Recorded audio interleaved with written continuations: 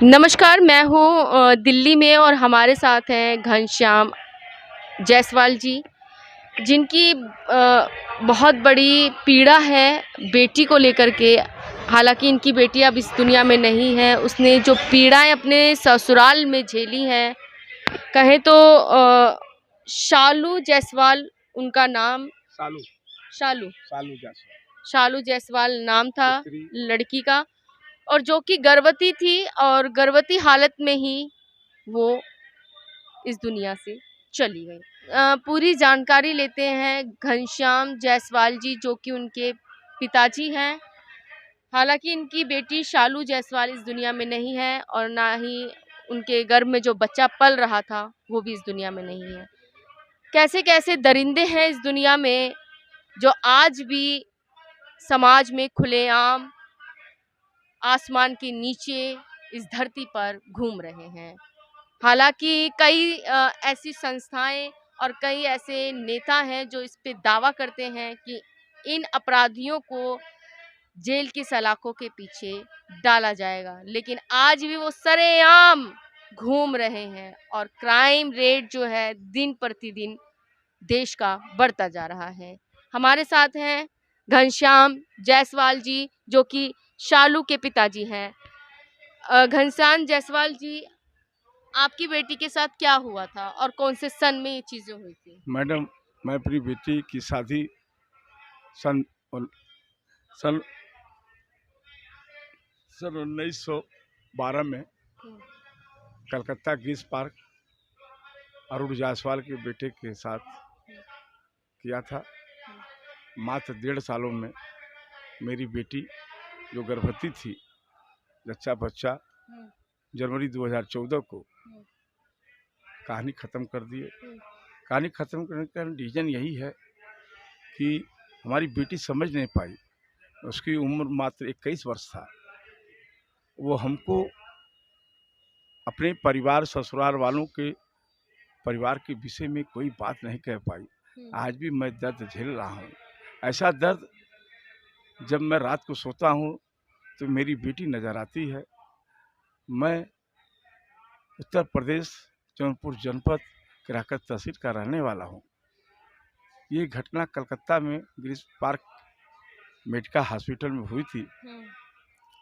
और मेरे ही सामने जब वहाँ पहुँचा तो मेरी बेटी तड़प रही है और अंतिम सांस ले रही है।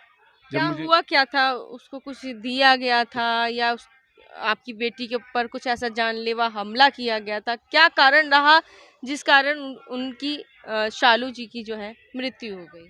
सर, फ़ोन से यही पता चला। एक बार बीच में हम गए थे, हम्म, पता चला तबीयत खराब है। उन्होंने पुर्जा हमको दिखाया, बुखार का, और फिर बुखार का ही दवा दे रहे थे। किसी अच्छे डॉक्टरों से क्या नहीं दिखाए, वो घर ही बैठ कर के मार्केट से दवा ले कर के बुखार का दवा खिला रहे थे। मैंने उनको बिगड़ा। मुझे इतना कष्ट है, अगर हमारी बेटी को अगर उनकी सामर्थ्य नहीं है अच्छे हॉस्पिटल में भेजने की, इलाज कराने की, अगर हमारी बेटी को खैराती अस्पताल में भी ले गया होता तो मेरी बेटी की ज़िंदगी नहीं जाती। जो लंबी उम्र तक जीने वाली थी वो जीती। और मैं पिता होने के नाते उस लंबी उम्र तक उसको आशीर्वाद देता। ये चंद 1.5 साल के अंदर ये अपने मन से दवा दे रहे थे और झूठ पर झूठ बोले जा रहे थे। आपकी बेटी गर्भवती भी थी, सुनने में हाँ, आया। कितने महीने की गर्भवती थी वो? 5 महीने के लगभग थी। हम्म, 5 महीने का गर्भवती थी। हम्म। यानी कि माँ तो गई गई इस संसार से, उनके पेट में जो बच्चा पल रहा था वो भी इस संसार में आने से पहले ही चला गया। वही बात है बेटा, वही को कष्ट ले करके मैं आज भी जो है जीवित हूँ। आज 10 साल हो गया। हम्म, कलकत्ता पुलिस का सिस्टम, कलकत्ता के लायर हम्म, इस काबिल नहीं है हम्म, कि यूपी के रहने वाले लोगों की जो कष्ट है वो सुन नहीं पा रहे थे। मैं बंगाल की भाषा नहीं जानता, मेरी यूपी की भाषा है हिंदी, शुद्ध हिंदी। उन लोग को कहते हैं तो जितना वो समझते हैं उतना करते हैं। आज 10 साल हो गया, 4-5 साल तक मेरी हिम्मत रही जाने का। मेरी अर्थव्यवस्था इतना कमज़ोर है कि मैं वहाँ पहुँच नहीं सकता। मैं ये भी गुहार लगाया था, ये केस का ट्रांसफ़र हमारे यूपी में कर लिया जाए, वो भी नहीं हो पाया और मैं वहाँ के विषय में कुछ भी नहीं जानता।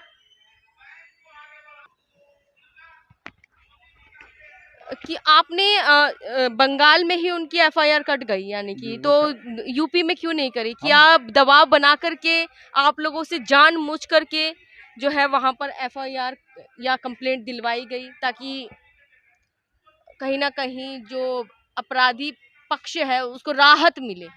यही हुआ मैडम, यही हुआ जो आप कह रही हैं, यही हुआ। हम वहाँ तड़पता रहा। आखिर एक बाप अपनी बिटिया के एफआईआर होने के बावजूद भी जब वो बिल करा लिया हाई कोर्ट से, मात्र 2 महीने के 1.5 महीने के अंदर, तो हमने वहाँ पर 4 साल 5 साल तक समर्थ गए, कोर्ट में देखे। मैंने उनसे वकील से बार बार कहा, वेस्ट बंगाल भंसाल कोर्ट के सारे वकीलों से कहा, मेरा मदद कीजिए, ये केस को तुरंत हमारे कोर्ट में लाया जाए, हम जिससे हमको आने जाने के आर्थिक स्थिति हमारी अच्छी नहीं है और हम वहाँ अपना केस देख लेंगे। इन राक्षसों को चारों, सास ससुर दामाद बेटे, दोनों बेटों को मैं सजा दिला पाऊँ, ऐसा घिनौना कार्य इन्होंने किया है। ऐसा अभागा पिता इस धरती पर कहीं मिलेगा भी नहीं। जिन हाथों से 130 करोड़ जनता के बीच में घनश्याम जायसवाल उत्तर प्रदेश उद्योग व्यापार मंडल तहसील किराकत जनपद जदपुर का रहने वाला है, ऐसा अगाधा पिता हमारे हिंदुस्तान के 130 करोड़ में कोई पिता न बन पावे। मेरी यही सुझाव है। कई बार जो अगर लड़की ससुराल में होती है और उसको प्रताड़ित किया जाता है, यदि वो अपनी पीड़ा भी ससुराल वालों जो उसको मिलती है ससुराल से, और वो अपनी पीड़ा जो है अपने घर बताती है, अपने मायके में बताती है, तो उसको कई बार इन शब्दों से कहा जाता है, बेटी तुम्हारी तो शादी कर दी गई है, बेटी अब तुम्हारी डोली वहां गई है तो अब तुम्हारी अर्थी भी वहीं से उठेगी। ऐसी मानसिकता से वो ग्रस्त हो जाती हैं कि हाँ, हमारी जहाँ शादी हुई है वहीं से हमारी अर्थी उठेगी। वो मानसिकता उनके दिमाग में रहती है और वो उन मानसिकताओं को लेकर के अपना जो ससुराल में जो भी प्रताड़ना मिलती है उसको झेलती रहती हैं, झेलती रहती हैं, झेलती रहती हैं, और एक दिन ऐसा समय आता है कि वो अपनी जान की, अपनी इस पूरे जीवन की आहुति दे देती हैं। जिस प्रकार से शालू जायसवाल जी के साथ हुआ, वो तो गई इस संसार से, साथ में उनके पेट में जो बच्चा पल रहा था, जो भ्रूण पल रहा था, वो भी दुनिया में आने से पहले ही चल बसा। उनके पिताजी हैं, उनका पीड़ा हम किन शब्दों में बताएं?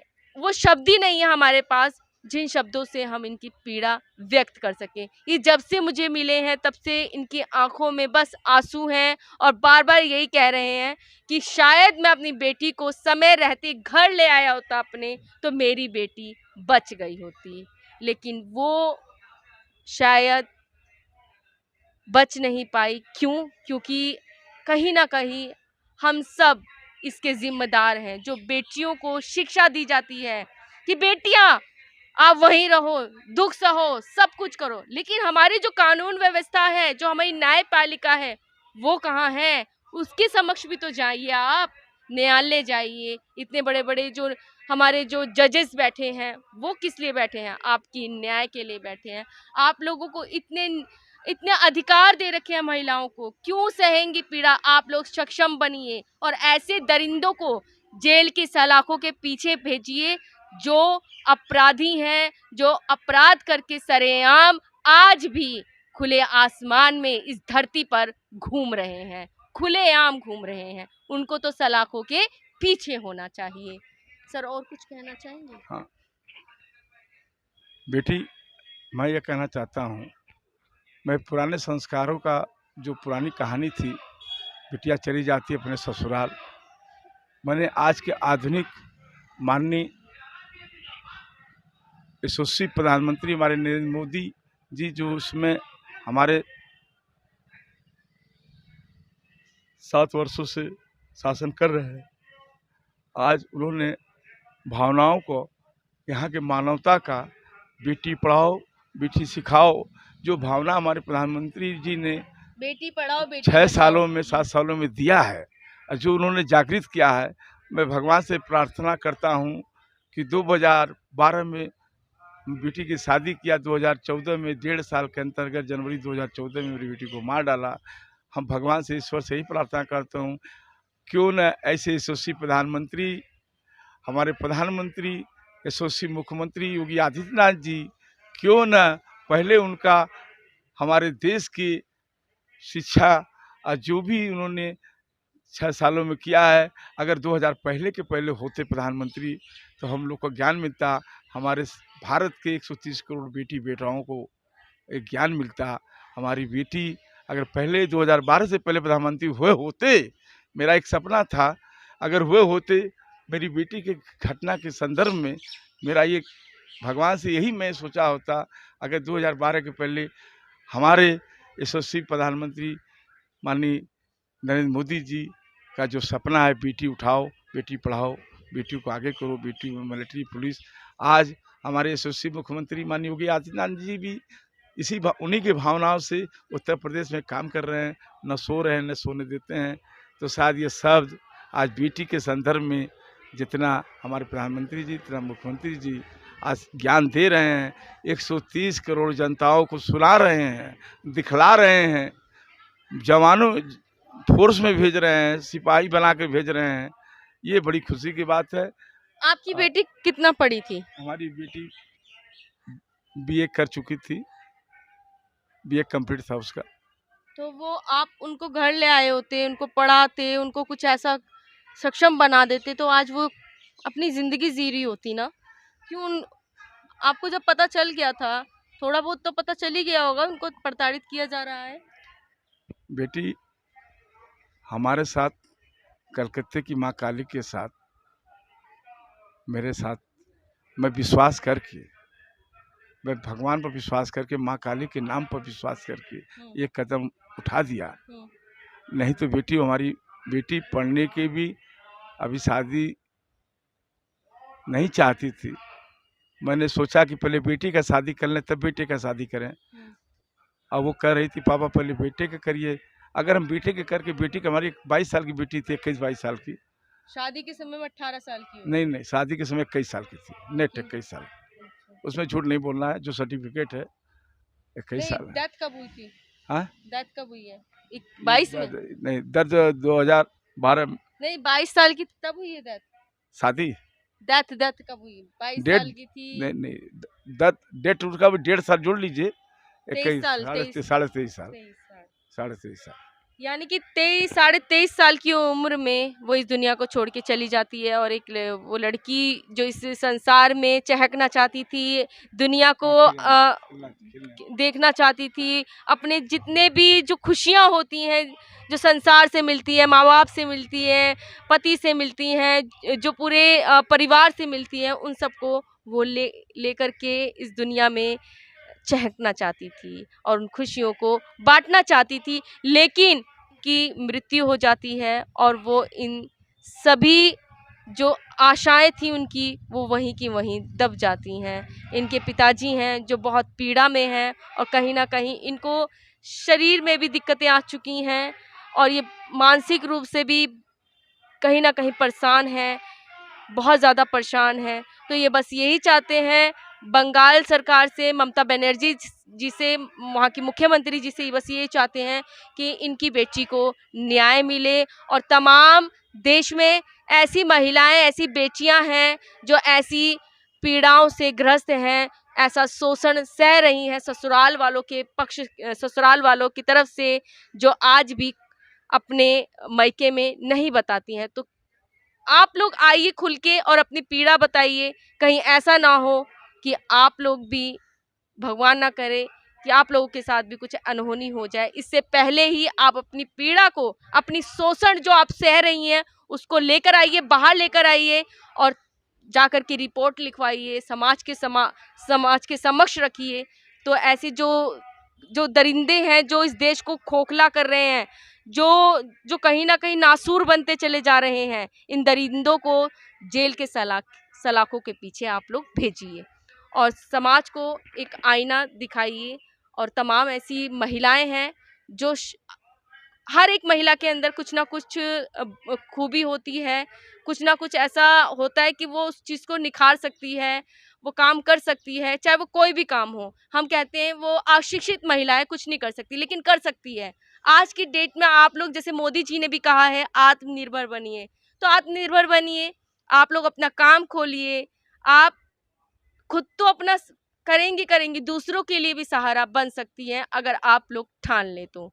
तो इन्हीं शब्दों के साथ मैं बस यही कहना चाहूँगी कि आप यदि किसी भी समस्या से जूझ रही हैं तो उसको अपने अंदर मत रखिए, उसको बाहर लेकर आइए।